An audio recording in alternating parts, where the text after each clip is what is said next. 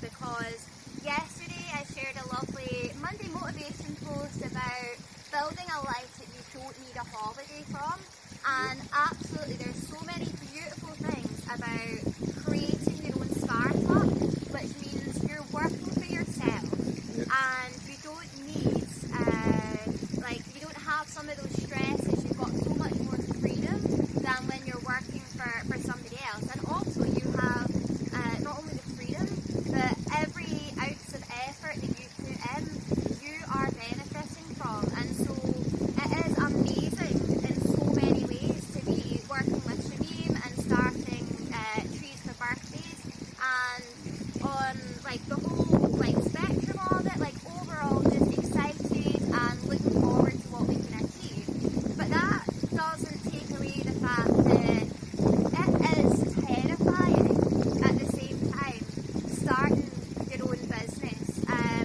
We don't know if the work that we put into this, whether it does deliver something that is sustainable both for Trees for Birthdays and that allows both Shamim and I and anybody that we want to work for Trees for Birthdays to survive off the income that we can bring in.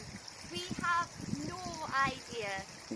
We have a lot of hope and belief. We wouldn't be doing this if we did not believe that the effort and energy that we put into this will pay off. But yeah, just that kind of truth-telling side of things, that however much we share the really, really lovely side of creating your own startup and working for yourself, and the joys that brings, it doesn't take away from how terrifying it is, and that courage that's needed to be able to take that leap of faith and really create your own startup. And I'm really fortunate because as many of you know, about a year ago I stepped away from my career, and apart from some temporary or part-time work here and there, I've essentially been unemployed since stepping away from being a climate scientist, and I'm now in the position where I'm claiming universal credits, and I'm not ashamed by that. In fact, I'm really proud. I'm using it as a bit of an experiment as well, because I fully believe that a big step towards climate justice, something that could really help, is universal income.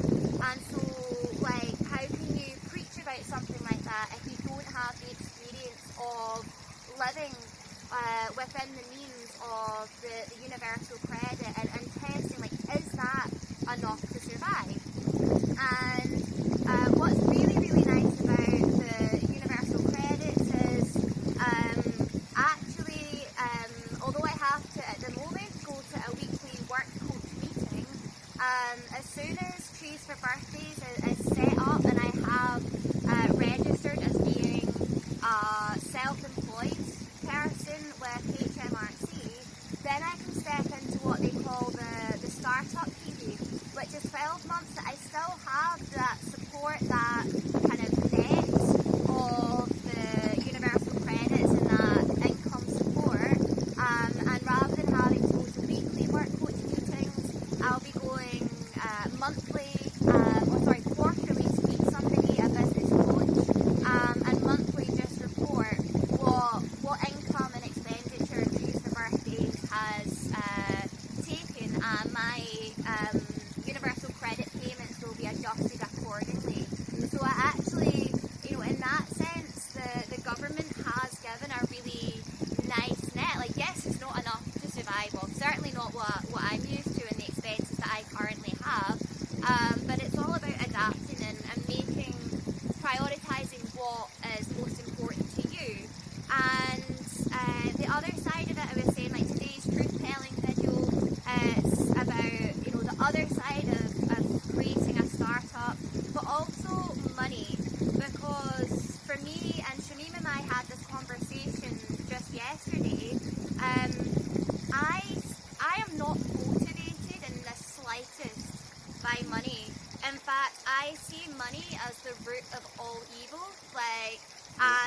you know, that's a truth-telling video for the future.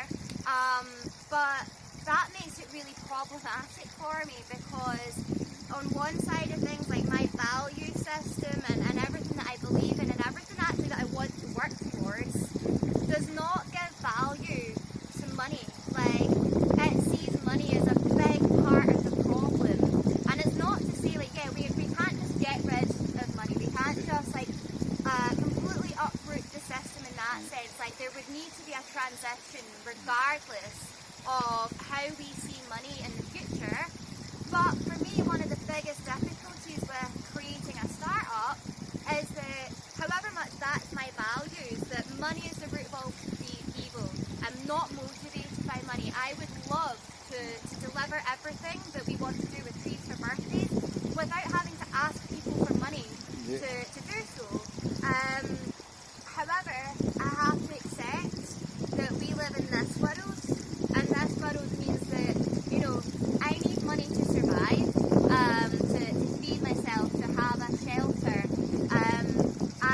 I even the freedom of creating a startup, I am still not free from the system. Like, I need money still. Everybody, unfortunately, needs money still, and that's a big part of the problem. And to create a startup for trees for birthdays to be successful, for it to be sustainable and continue, like, it needs money. And so I've kind of, although there's the terrifying side, like that personal courage side of, oh my god, I'm creating a startup, like, we don't know what the future holds. Like, we have brilliant ideas and it brings us so much joy.